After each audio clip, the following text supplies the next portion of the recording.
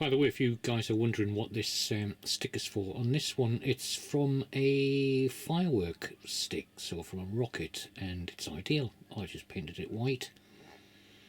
Found it in the street because they let off fireworks all year round here, and it's got 4 sides, so I've marked on there ranges of musket fire, rifle fire,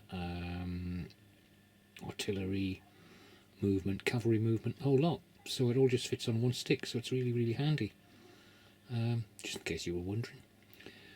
So let's get back to the battle. So it's now touch and go over here with the cavalry engagement, and remember that the Parliament cavalry have already wavered. They're breaking. If they fail another morale throw, then they are routing and they are off. Unless they can do more damage to the Royalists, who also fail a morale check, then it looks like game over for there. So let's see what happens with the dice rolls. I'm sorry I'm putting lots of footage of dice, but I just wanted to show that you know, I'm doing it properly. It's nothing is staged here, apart from the fact that I set this up. That's the only staging that's going on. But yeah, there's no cheating going on. Everything is ruled by the dice. Okay, so the small black dice are for the Royalists. The large dice are for Parliament. So they've scored 1 hit each, which means that both of them face a morale check.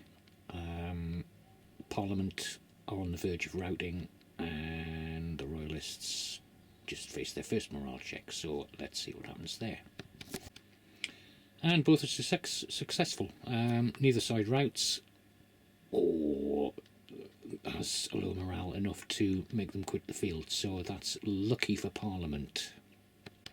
However, the problem is that Parliament losing that extra man there, they're now down to 6, which means they only get 2 dice, whereas the Royalists have got 3 because they've got 9 men. So odds are beginning to turn in their favour. Considering they started off with the same number of men, the Royalists had one extra, which shouldn't have made that much of a difference. But it's basically been 3 dice against 3 dice all the time, and Parliament have done extremely badly. Cromwell would be ashamed, because he would probably say they are not God-fearing enough. Give me a God-fearing Puritan man over a Royalist every time, and I will give you a winning set of cavalry. So I think game is just about up for Parliament with their cavalry there. Fortunately, there's not that many of the Royalist cavalry left to make any difference, and what they'll probably do is chase them off the field anyway and loot the baggage trains, because that's what Royalists do. So it's a bit of a sideshow, this one, but let's just see it out. There's probably one more round left on that one. In the centre we've got 4 against 4, so let's see what happens with the dice here. Okay, so the big dice are Parliament, and they've managed to get 2 hits, whereas the Royalists again have surpassed them and got 3, so that's 2 of Parliament and 3 of Parliament and 2 of the Royalists. And there's a problem here for Parliament in the centre, because they've now hit 50% casualties, so we've got to do a morale check. Unfortunately, it's a 3. A 1 or a 2 would have made a difference, but 3 is fine. They just scrape it so they can carry on. They do have these blue guys ready to leap in if these guys retreat, but they're basically fighting hand to hand, fighting to the finish, death or glory, and they'll continue on until they lose. Well, they're going to have to do a morale check every time now, so we'll see what happens. Not made many inroads there, but what can you do? They were first up the line, they were first into the fray. They were foolhardy enough to go in there, but they are, you know, inflicting casualties, but they're taking losing 2 men for every man that they take off the opposition. Now on the left flank, or sorry, right flank, I did say left flank, but it's actually the right. I can never tell left from right. So we've now got 6 against 6, so let's see what happens here. Well, we got 2 casualties inflicted by Parliament and 3 from the Royalists. So that's still better than 2 to 1. It's 3 to 2, and they really need to start making their numbers count. Still got this blue regiment in reserve. These green guys haven't really got involved yet because there's no room. But they can just batter away. But if they keep losing men at this attrition rate, then it's not looking good for Parliament, is it? So they really need to up the game.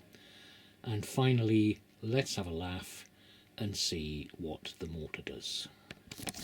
For the infantry side, this is the damage that's been done to Parliament. They've lost 1, 2, 3, 4, 5, nearly 6. Well, 1, 2, 3, 4, 5.5 companies. Whereas the Royalists, I shall show you, they've lost 2.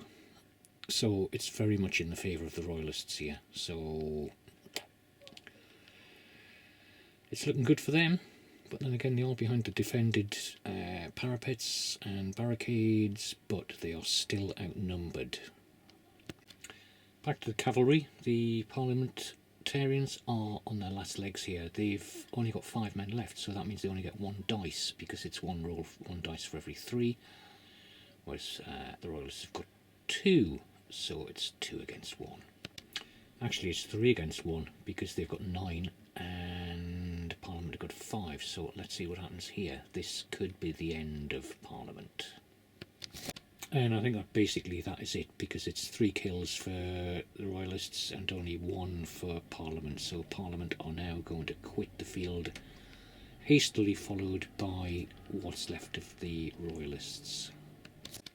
In the centre, Parliament's numbers are starting to mount up. They've now got 5 against 4. So let's just see what happens here. And this is a good result for Parliament. They've taken 2 off and lost 1. So odds are starting to stack up.